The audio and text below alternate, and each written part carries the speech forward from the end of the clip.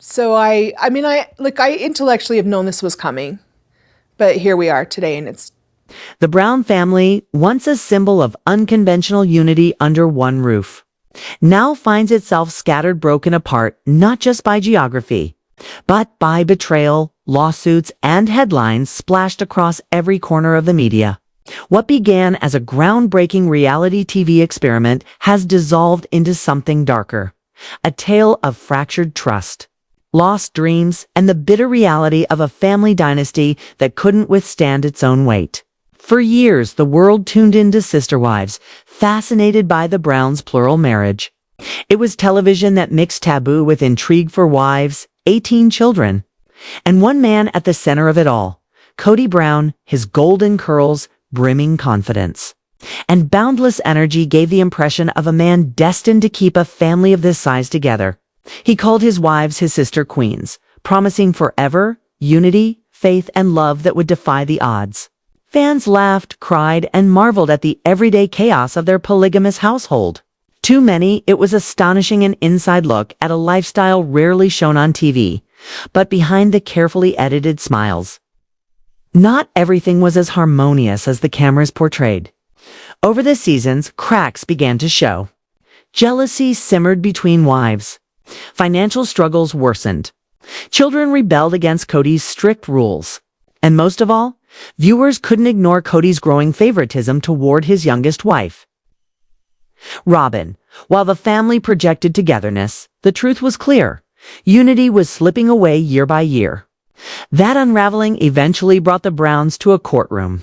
What fans once saw around a dinner table or during construction talks about dream homes had now shifted to judges, lawyers, and bitter legal disputes.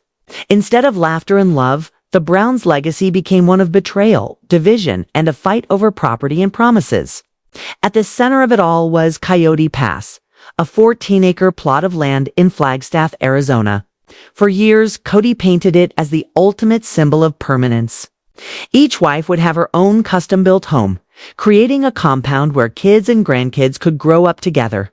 No more moves, no more temporary houses. This would be there forever. Fans watched with hope, believing the Browns were finally planting roots. But dreams require money. For homes meant millions of dollars the family didn't have. And as the years passed with no construction and no progress, the land sat barren, just dirt and broken promises. What had been intended as a fresh start became a constant reminder of failed ambitions. Christine Brown, Kody's third wife, was the first to walk away. She was tired of the favoritism, tired of feeling unloved, and tired of watching Kody prioritize Robyn above all else. By 2021, she had enough. She left both the marriage and the dream of Coyote Pass behind, choosing freedom over fantasy. Janelle, level-headed and pragmatic, tried harder to hold on to the dream. She invested financially, even going so far as to live in an RV on the property during one summer, determined to show that the vision could still work. But as the years dragged on without progress, and as her marriage to Kody crumbled, she too let go of the dream. Meri, Kody's first wife, had long felt like an outsider in her own family. For years, she clung to the hope that building on Coyote Pass would finally give her a place where she truly belonged. But after years of distance and a marriage that had irreparably fractured, even that dream slipped away. And then there was Robyn, the wife who many fans believed had won Kody's attention. For her, Coyote Pass wasn't just land. It was stability, security, and a promise for her children. She was the one who clung to the dream the longest, pleading with Kody to keep it alive. When it all unraveled, she wept openly, devastated that the future she envisioned for her kids had vanished. When disagreements over what to do with the property turned irreconcilable, the issue went to court. What was once a dream of togetherness became the very thing that ripped the Browns further apart. Inside the courtroom, the tension was palpable. Christine wanted nothing to do with the land, demanding her financial share and final closure. Janelle, citing her investments, refused to walk away empty-handed. Meri openly accused Kody of manipulating the family with promises he never intended to keep. And Kody, he defended himself fiercely, insisting that Coyote Pass had always been meant for the family. Though his arguments often circled back to Robin his desire for her and her children to be secure.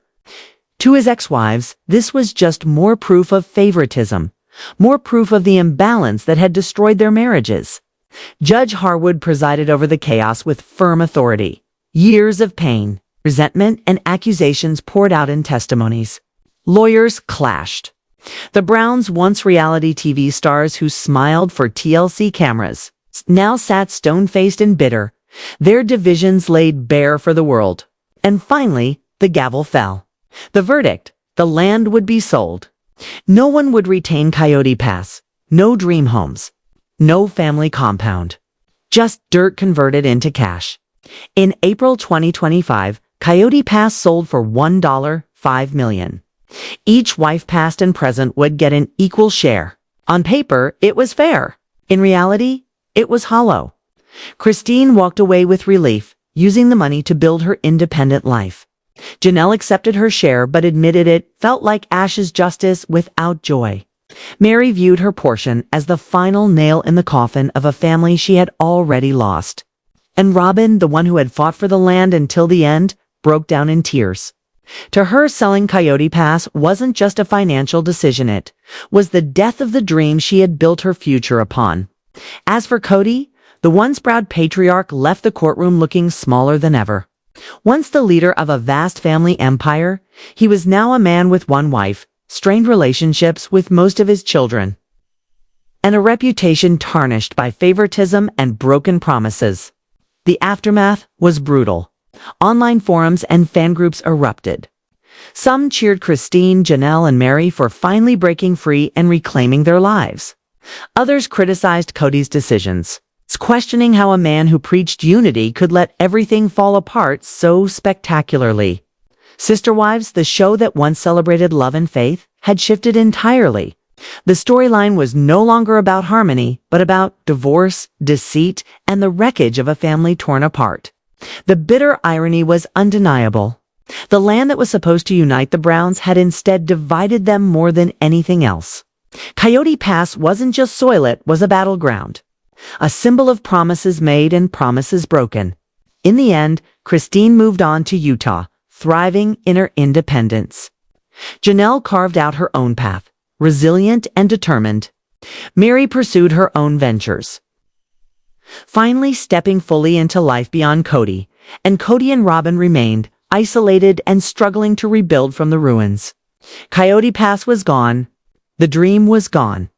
And so too was the illusion of a family that could withstand anything. The Browns' true mansion had never been about houses.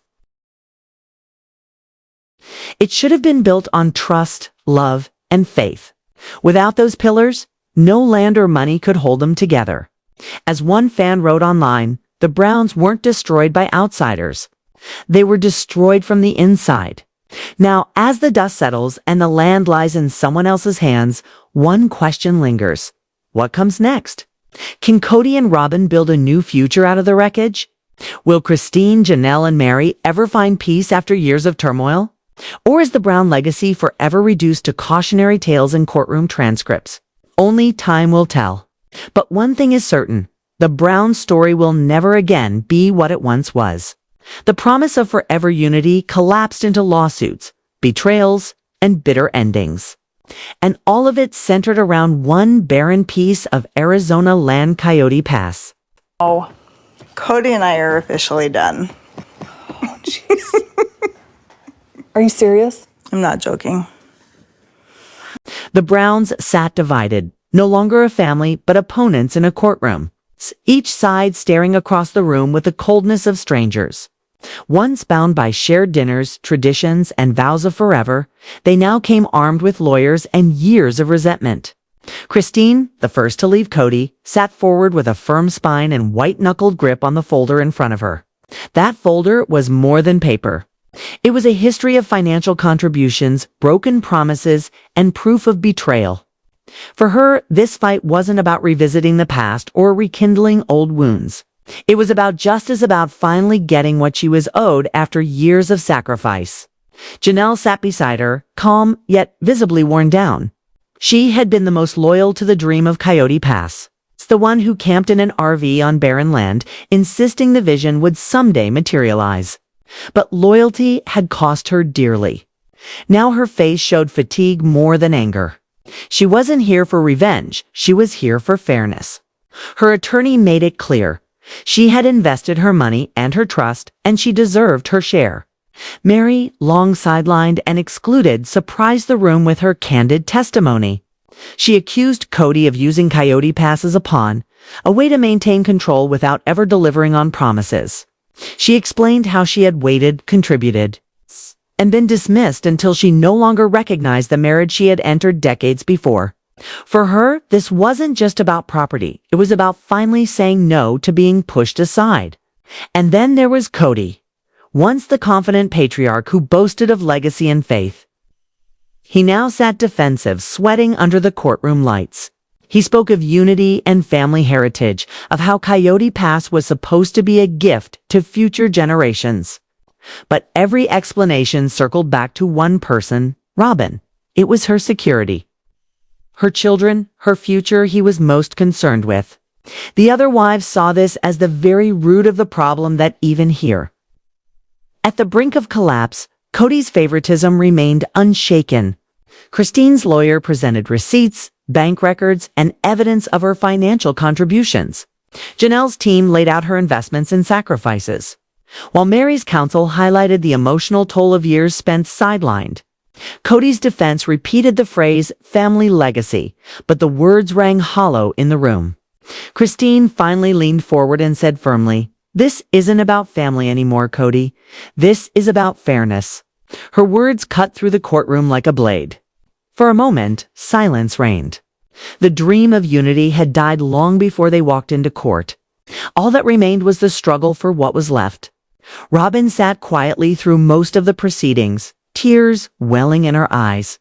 She knew she was at the center of the resentment, the favorite wife. The one who had received more time, more resources, more of Kody's devotion. When she finally spoke, her voice cracked. She insisted she never asked to be singled out, that she only wanted the best for the family. But for the others, her words came too late. The damage was already done. The judge listened intently, calm but firm. This wasn't a shouting match or a dramatic spectacle, it was the quiet, devastating kind of trial where decades of pain leaked out through trembling voices. Every statement felt like the release of years of bottled anger. Every defense from Kody sounded less like leadership and more like desperation. Fans following leaked updates online were stunned. The Browns, once symbols of resilience on reality TV, were now fighting bitterly over property and money. Social media lit up with reactions. Some cheered Christine's resilience. Others admired Janelle's strength, and many sympathized with Meri's long wait for recognition. Few spared Kody any sympathy. By closing arguments, it was clear this case wasn't just about land. It was about betrayal, favoritism, and the death of a family dream. When the judge delivered her ruling, the entire courtroom froze. The land would be sold. No homes would be built. No legacy preserved. Coyote Pass was dead. The profits would be divided based on contributions. The Browns would walk away, not united, but permanently fractured. The decision echoed through the room like a funeral bell. For years, the Browns had envisioned children running across shared yards, wives living side by side, and Kody's legacy cemented in acres of land. Now, it was nothing more than a real estate transaction. The sale closed in April 2025 for $1.5 million. Headlines screamed, "Brown family sells Coyote Pass." For viewers who remembered the early days of excitement and hope, it was surreal. What was once a dream of togetherness had become a dollar figure. For Christine, the ruling was closure. She had already left Kody and built a new life, remarried, and found joy in independence. Now, with her share of the money, she felt free in every sense. "I just wanted fairness," she told reporters, "and now I can move on." Janelle's reaction was quieter, heavier. She had clung to the dream longer than anyone, pouring hope and money into it when others had given up. Though she received her share, the victory felt hollow. "I wanted a home there," she admitted. That property was supposed to be for my kids and me. Now it's gone. Her grief wasn't about the money, it was about the dream she had fought for until the very end. Meri's response carried both relief and bitterness. After years of being pushed aside, the verdict confirmed her independence. With her portion, she could finally move forward without strings attached. "It's over," she declared. "The land, the marriage, the family, it's all over." Robin was devastated. She wept openly, saying the sale felt like her children's future had been stolen. "This was where we were supposed to grow old together," she cried. "Now I don't know how to tell my kids it's gone." For Kody, it was the ultimate defeat. The man who once commanded his family with confidence was left humiliated, his dream destroyed. He tried to appear strong in interviews, but couldn't hide his anger. "I wanted something that would keep us together," he said bitterly.